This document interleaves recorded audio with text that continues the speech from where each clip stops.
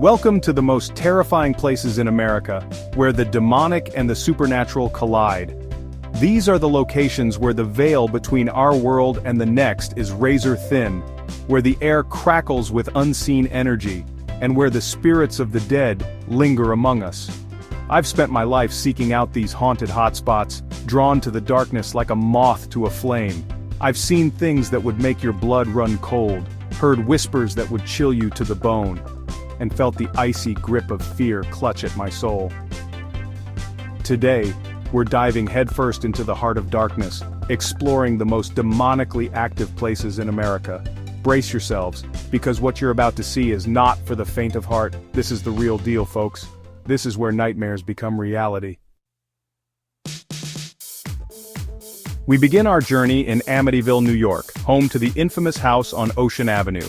This unassuming suburban home became a symbol of pure evil in 1974 when the Lutz family, a seemingly normal family with 3 young children, moved in, only to flee in terror less than a month later.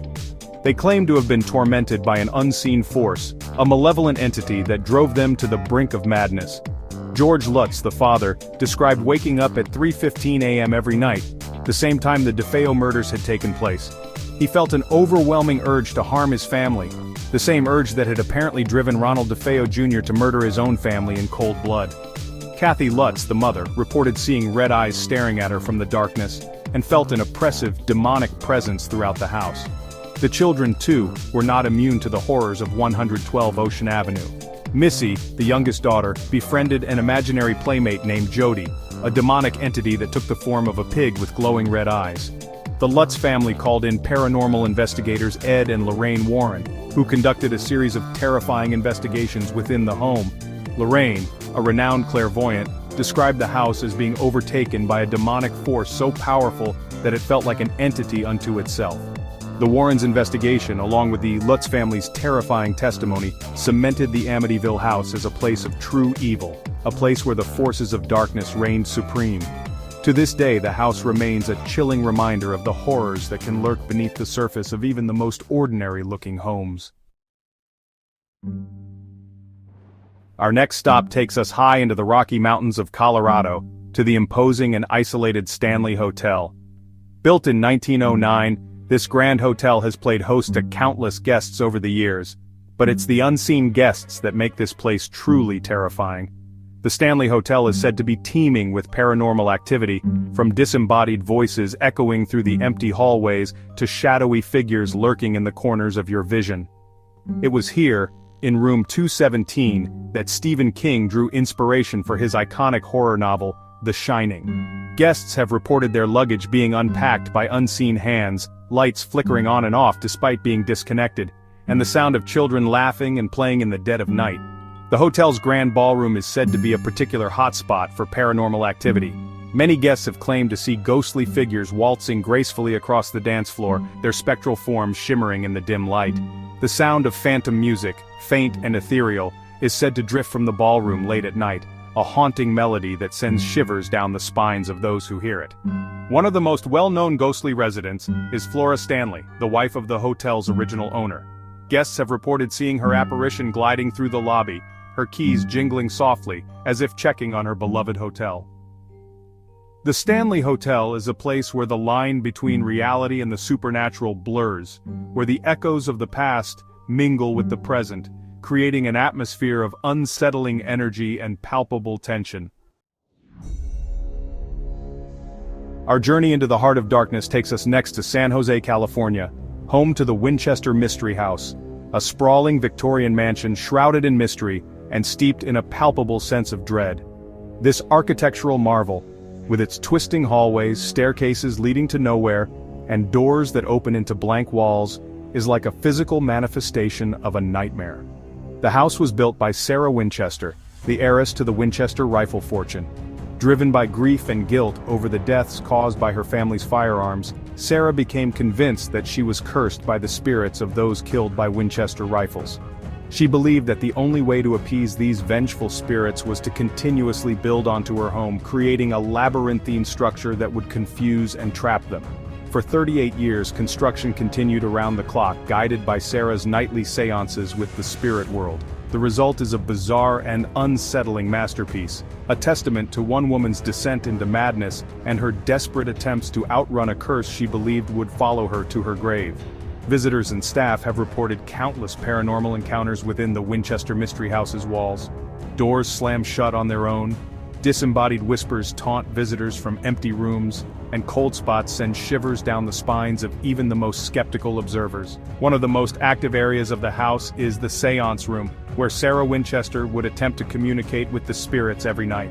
It's said that her presence is still felt strongly in this room, and many visitors have reported feeling an overwhelming sense of sadness and despair wash over them as they step inside.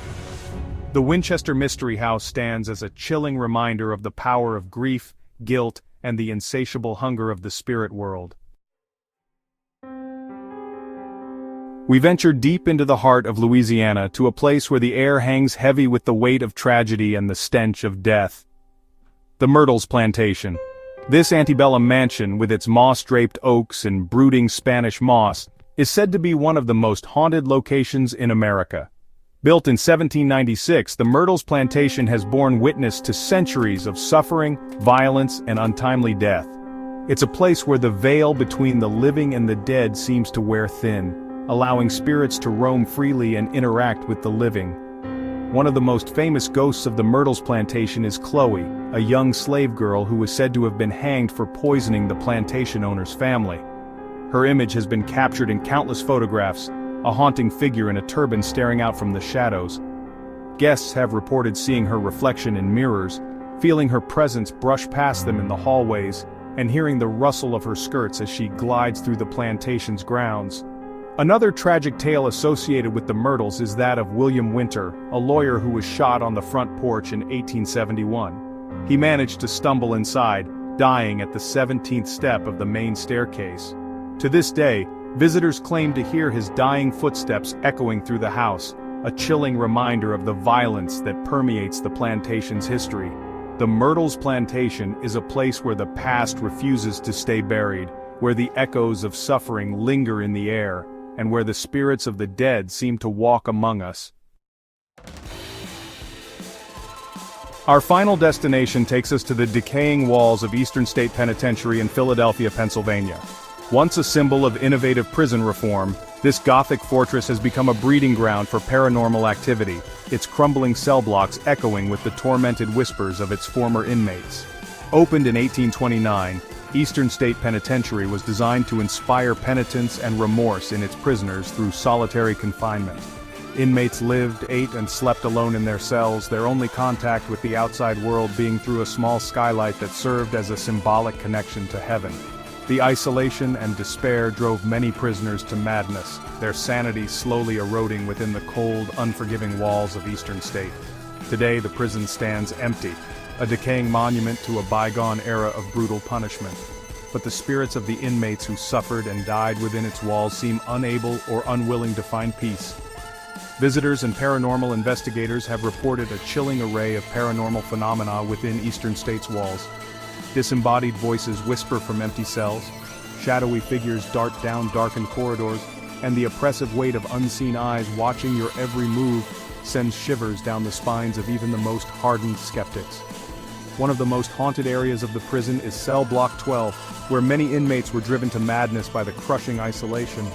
Visitors have reported feeling an overwhelming sense of dread and despair in the cell block, as if the very walls themselves are saturated with the suffering of those who were imprisoned there.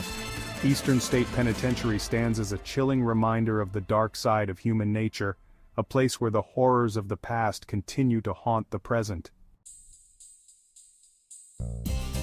So there you have it, a glimpse into the darkest corners of America, where the veil between our world and the spirit world is thin, and where the demonic and the supernatural collide. These are just a few of the countless haunted locations scattered across this vast country, each with its own terrifying tales to tell. But be warned, these places are not for the faint of heart. They are places of raw power, where the energy of past tragedies lingers in the air, and where the spirits of the dead walk among us. Stay tuned for more spine-chilling tales from the most haunted places around the world. Don't forget to like, subscribe, and hit the bell icon for more ghostly adventures.